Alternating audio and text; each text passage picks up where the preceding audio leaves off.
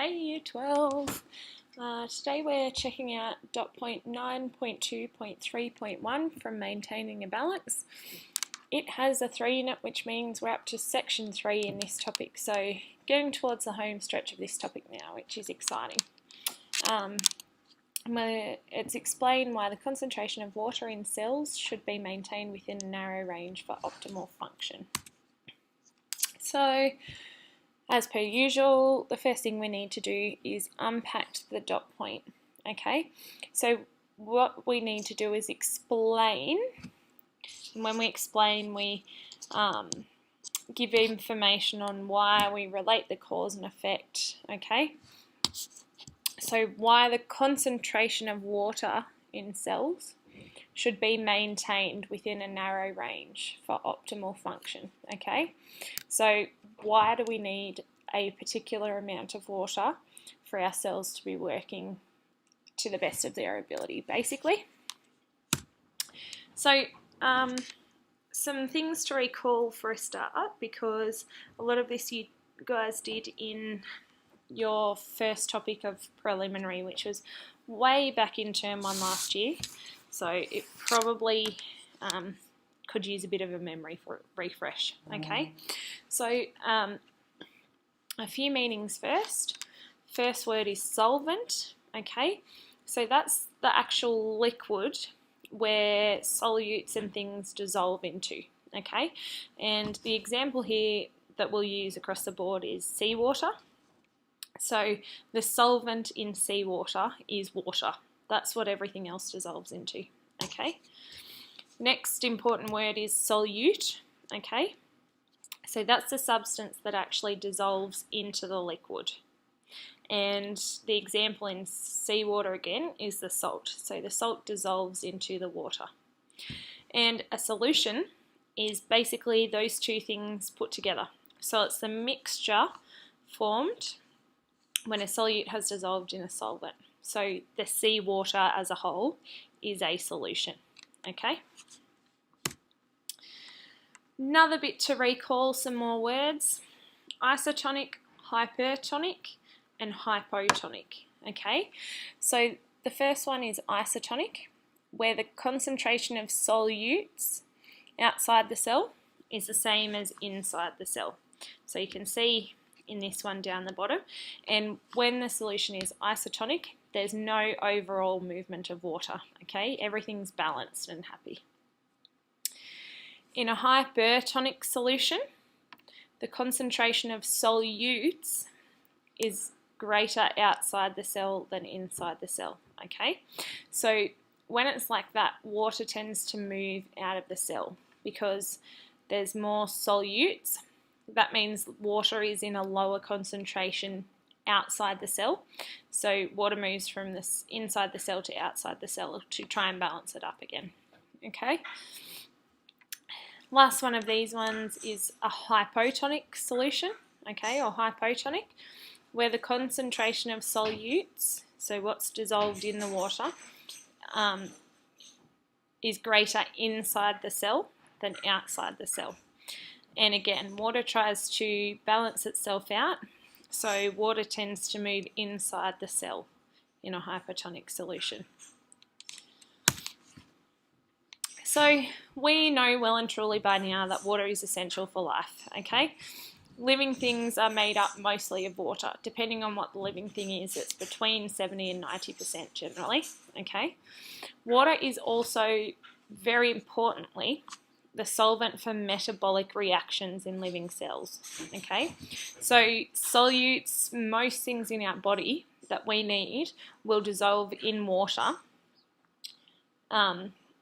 for our cells to use. So some of the things that dissolve in cells are inorganic ions such as sodium, potassium.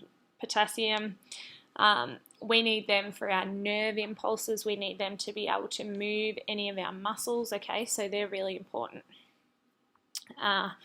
Inorganic solutes like glucose and amino acids are also dissolved into water, and nitrogenous wastes like urea and ammonia, okay, they also get dissolved into water in our body as well. And it has a different role with all of those different things. Okay, so another bit of a recall, going back to the hypertonic, isotonic and hypertonic solutions.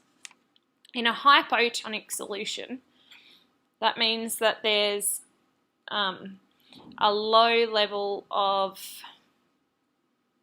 water inside the cell in comparison to everything else. So water moves into the cell, and in animal cells they tend to become lysed, okay? So they get so big and swell up so much that they burst and obviously then die. In an isotonic solution, that's where our cells are normal, so spot on, happy days. In a hypertonic solution, water tends to move out of the cell and the animal cell becomes shriveled, so it dehydrates essentially. When plant cells are in a hypertonic solution, they can actually handle it a bit more than animal cells because they have a cell wall, so they can take that extra bit of pressure, okay, and it's not so bad for them. Plants can't move to get water, so they're okay with storing a bit extra in their cells. Flaccid cells in plants are when the solution is isotonic, so again, same amount of movement of water into and out of the cell, so it evens out. But in a hypertonic solution, they become plasmolyzed, which is again essentially dehydrated, okay? They shrink. So, if we change the water concentration in cells, that means that the solute concentration will also change, okay, because of osmosis. So if the water concentration inside a cell changes, the solute, so all those important things like the ions like potassium and sodium and chlorine that are dissolved in the water will also change to balance that out by osmosis. So we need to keep solute concentrations maintained because otherwise our enzymes don't work nearly as efficiently, okay? And we know how important enzymes are in our body by now. So if the solute concentration becomes too dilute, there's not enough interaction between enzyme and substrate. So if there's too much water in a cell, then there's not enough solute, and basically the things that enzymes act on, they don't actually come into contact with, so essentially they don't work. Then if a solute becomes too concentrated, serious dehydration happens, okay? So there's not enough water to carry out metabolism and things like that. Our wastes that are poisonous to our body can't be watered down and diluted, so they can become more poisonous, okay? That can also lead to a change in pH.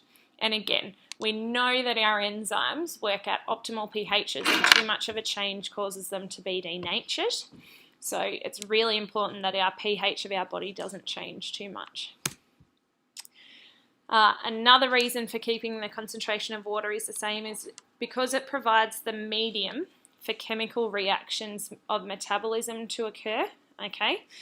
So chemical reactions in our cells will only work if the reactants are actually dissolved in water, okay? Without that water, the reactions just don't happen, and chemical reactions going on regularly are what keep us alive, okay? So we have to keep our water concentration at a pretty constant level within a very narrow range so that these reactions can keep taking place easily, efficiently.